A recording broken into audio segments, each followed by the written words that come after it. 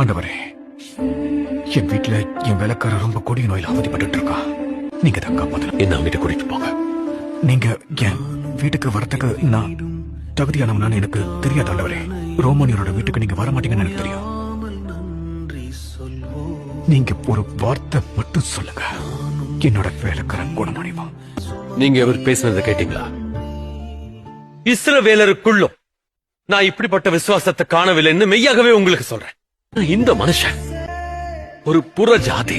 நான் இதுவரை சந்திச்ச யாரையும் விட என்னால செய்ய முடியும்னு அவர் நம்புறதுல அதிக தைரியமும் நம்பிக்கையும் கொண்டிருக்காரு.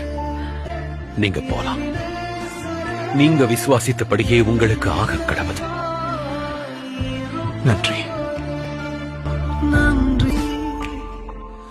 நீங்க நம்ப போறதில்ல. எனக்கு ஏற்கனவே தெரியும். நீ பரிபூர்ணமா சுகமாயிட்ட.